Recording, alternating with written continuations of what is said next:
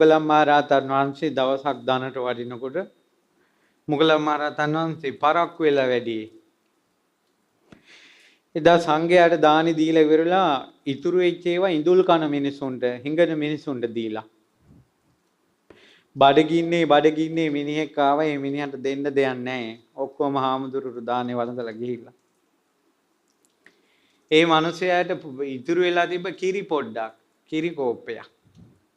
අර පොල් කට්ටකට මිනිස්සෙක් දැම්මා. එන්න පළ. මේ මිනිසයා වේවුලා අර කුණු ගඳ ගහන ඇඟෙන් නාලත් නැහැ, කුණ්ඩි පීරලත් නැහැ. ඔලොග්ගුව කරේලාගෙන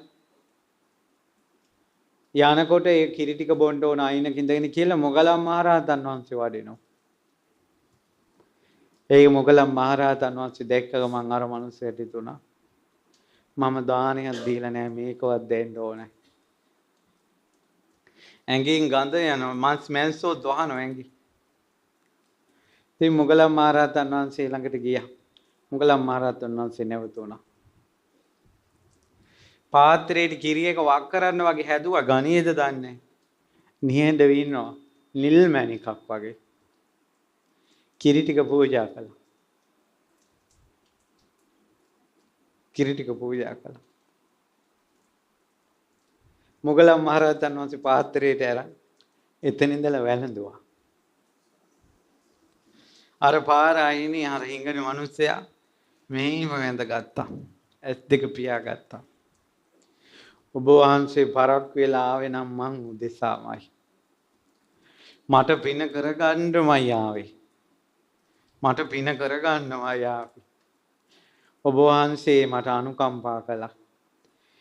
ඔබ වහන්සේ ඉරහඳ අතගාන බව බුදුරජාණන් වහන්සේගෙන් මිනිසුන්ගෙන් මම අහලා තියෙනවා. ඒ උත්තමයා මගේ කිරි ටික පිළිගත්තා, වැළඳුවා. සාරිපුත්ත මොග්ගල්ලාන උත්තමයෝ අග්‍ර ශ්‍රාවකයෝ කියලා හිඟන මගේ කන්දකටත් ඇහුණා. බුදුරජාණන් වහන්සේගේ ජේෂ්ඨතම පුත්‍රයා ඉඳුල් කන හිඟන්නගේ කිරි ටික බිව්වා. ඔබ වහන්සේ මා උදෙසාමයි ආවේ. ඇඟ සැහැල්ලු වෙනවා. ප්‍රීතිය ඇති වෙනවා.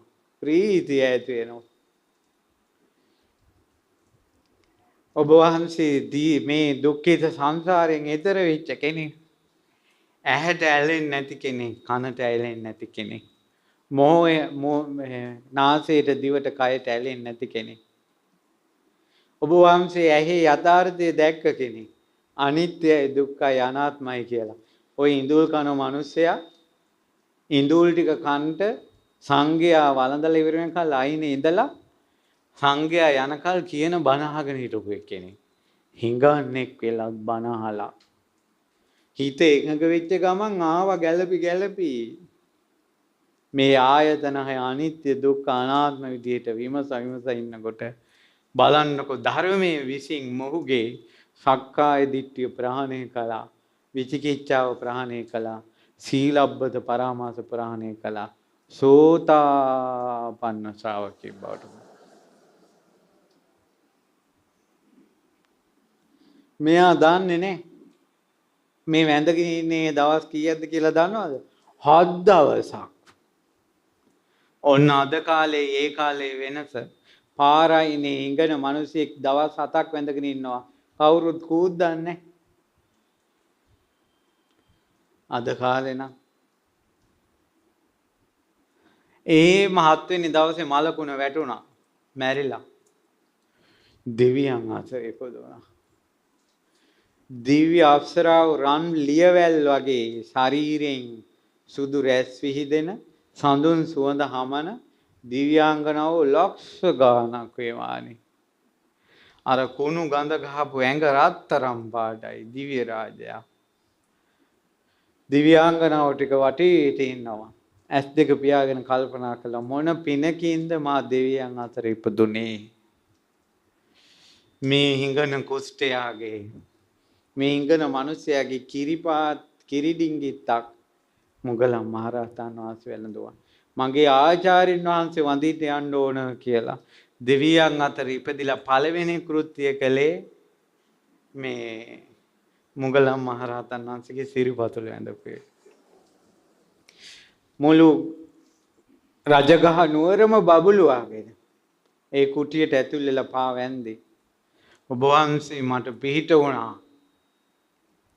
මම දුකෙන් නිදහස් කෙරෙව්වා. ස්වාමීනි ගුරු පූජා පිණිස මම දෙන්න දෙයක් තේරෙන්නේ නැහැ. හැබැයි මම ඔබ වහන්සේ ඉදිරියේ පොරොන්දු වෙන්නම් යමක්. මේ මනුස්ස ලෝකෙත් දිව්‍ය ලෝකෙත් හැමතැනම මිනිස්යාට පහර දෙන බලවත්ම කෙලෙසේ තමයි කාමය, රාගය. මේ හැඩ වැඩ නැති මිනිස්සු අතරත් හැඩ වැඩ නැති ස්ත්‍රී පුරුෂයා කාමෙන් වෙලි දෙවි දෙවි පිච්චි පිච්චි ඉන්නවා. ස්වාමිනී මන් දෙව්ලෝ උපන් සැනින් මා දුටුවා. දිව්‍ය අප්සරාවෝ ලක්ෂ ගාණක් මා පිනිස විමනේ සිටිනවා. මගේ ගුරු දෙවිඳුන්ට පුදන්න දෙයක් නැහැ. මං අද ඔබ වහන්සේ ඉස්සරහ බඹසර සමාදන් වෙනවා. නිවන් දකින ජීවිතේ දක්වා මං ස්ත්‍රියක් අතින් ස්පර්ශ කරන්නේ නැහැ කියලා කිව්වා. අර එදා මුගලන් මහරහතන් වහන්සේට අර හිඟන්න වැන්දි එදා ඉඳලා අද දක්වාම ඒ අත් දෙක ධාතු කරඬුවක් වගේ තියෙනවා සුද්ධව.